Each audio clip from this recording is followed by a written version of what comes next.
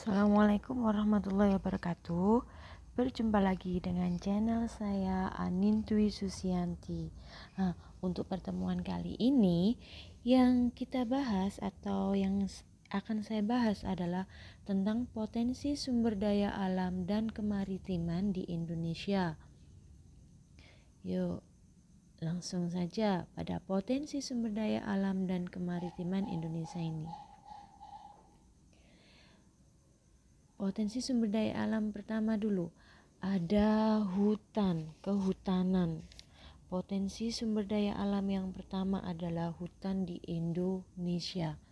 Nah, hutan di Indonesia ini merupakan suatu wilayah yang menjadi habitat berbagai jenis flora dan segala jenis fauna. Keanekaragaman hayatinya merupakan potensi sumber daya kehutanan Indonesia. Nah, potensi hutan atau kehutanan Indonesia itu meliputi apa saja? Yang pasti ada kayu meranti, kayu jati, rotan, kayu cendana, kayu akasia. Nah, ini ya contoh gambar dari hutan atau hasil hutan, yaitu kayu jati yang biasa sering kita temukan dan yang digunakan oleh rumah tangga keluarga untuk mebel. Nah, berikutnya next potensi sumber daya alam yaitu pada pertambangan atau bahan tambang di Indonesia. Nah, ini ya Indonesia. Kalau kita tahu bagaimana sih ketersediaan barang tambang di Indonesia ini? Indonesia merupakan salah satu negara di dunia yang kaya barang tambang. Beraneka ragam bahan tambang itu tersedia untuk memenuhi kebutuhan dalam negeri maupun luar negeri. Nah, sehingga barang tambang ini bisa menghasilkan devisa bagi negara kita. Nah, barang tambang di Indonesia ini meliputi apa saja? Yang pertama, minyak bumi dan gas bumi. Nah, persebarannya itu ada di Sumatera, Jawa, Kalimantan, Maluku, dan Papua. Sedangkan batu bara itu persebarannya di Sumatera dan Kalimantan. Berikutnya ada bauksit. Bauksit ini adalah sebangsa biji timah gitu ya, untuk membuat panci, kemudian penggorengan dan sebagainya, peralatan rumah tangga. Nah, bauksit ini persebarannya berada di Riau dan Kalimantan Barat. Sedangkan pasir persebarannya itu ada di Jawa Tengah, Sumatera, Lombok, Yogyakarta, Lampung, Sulawesi Selatan, dan Kalimantan Selatan. Sedangkan emas itu persebarannya di Jawa Barat, Papua, Kalimantan Barat, Aceh, Sulawesi Utara, Riau, dan Bengkulu. Nah, contoh ini ya, contoh sumber daya alam di bidang pertambangan. Kalau gambar yang pertama ini itu adalah pertambangan minyak lepas pantai. Next yang kedua ini contoh adalah batu bara. Next yang ketiga ada ini freeport atau pertambangan emas. Bisa jadi juga ini pertambangan batu bara. Karena apa? Cuman kita melihat gambarnya batu bara pada ini. Nah, itu ya.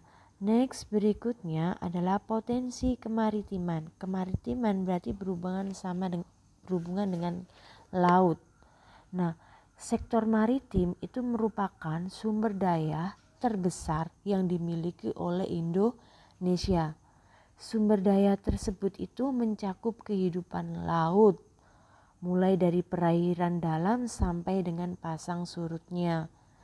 Contoh kekayaan laut Indonesia itu, di Indonesia wilayah pesisir itu berupa hutan mangrove, rumput laut, dan seterusnya. Yuk kita bahas yang pertama, yaitu ada perikanan.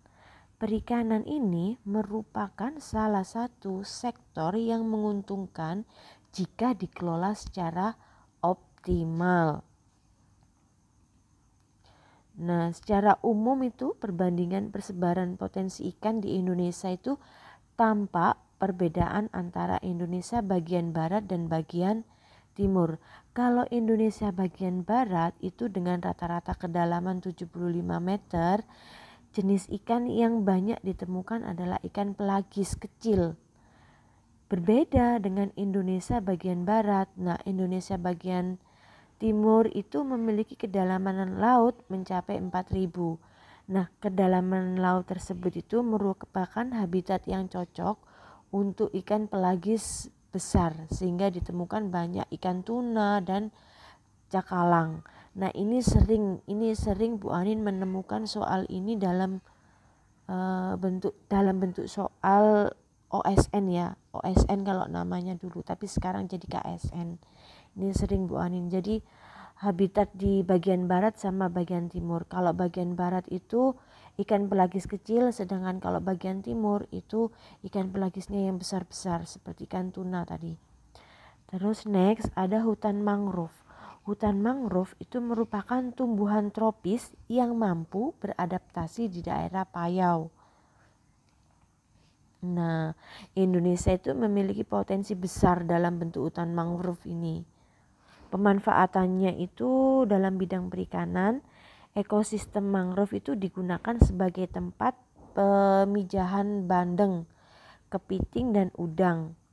Sedangkan pada aspek ekologi, hutan mangrove itu bermanfaat mengurangi laju gelombang tsunami, mencegah abrasi dan intrusi air laut, menahan gelombang tinggi serta menyerap karbon di udara. Next, yang ketiga adalah terumbu karang. Terumbu karang itu tersebar secara tidak merata di Indonesia. Kondisi tersebut disebabkan adanya faktor pembatas atau faktor yang mempengaruhi pertumbuhan terumbu karang tersebut. Nah, kalau faktor pembatas terumbu karang itu meliputi apa saja, yaitu suhu perairan, cahaya matahari, salinitasi, sedimentasi, dan kualitas perairan. Kemudian kalau itu Indonesia itu terletak di daerah yang beriklim tropis. Nah, kondisi ini memungkinkan berbagai jenis karang dapat tumbuh dan berkembang dengan baik di Indonesia. Itu ya. Dan next yang keempat itu ada garam. Nah, garam itu merupakan suatu zat berbentuk padat, kristal dan berwarna putih berasal dari hasil penguapan air laut. Nah, garam ini diolah dengan cara mengeringkan air laut sehingga menjadi kristal-kristal mineral berasal dari air laut. Nah, penambang garam ini biasanya memanfaatkan terik sinar matahari untuk mengeringkan air laut.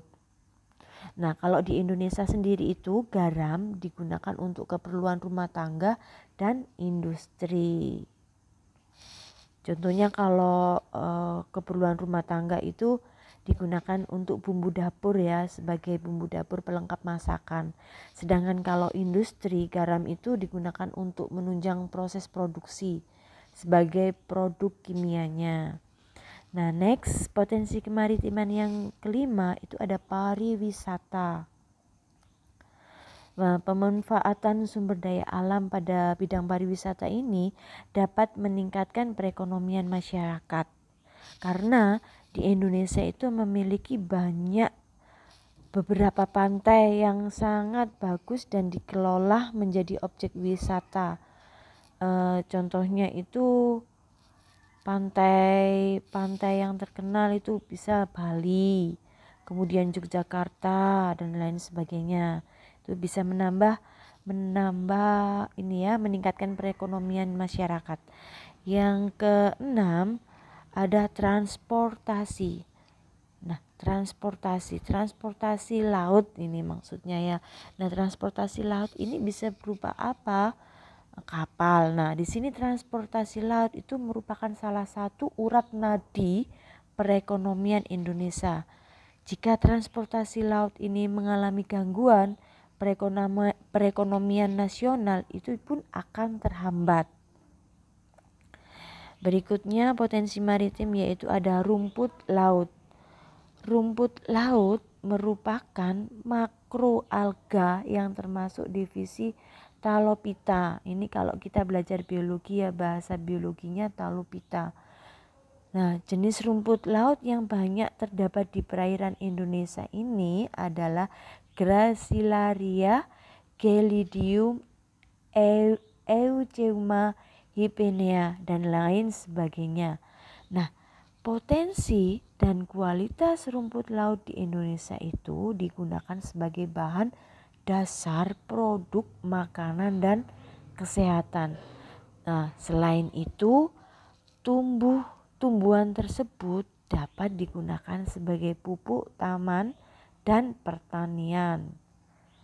Berikutnya ada mutiara. Mutiara Indonesia itu memiliki kekayaan laut yang tidak terbatas. Nah, hasil-hasil laut yang diproduksi dari Indonesia itu memiliki kualitas terbaik.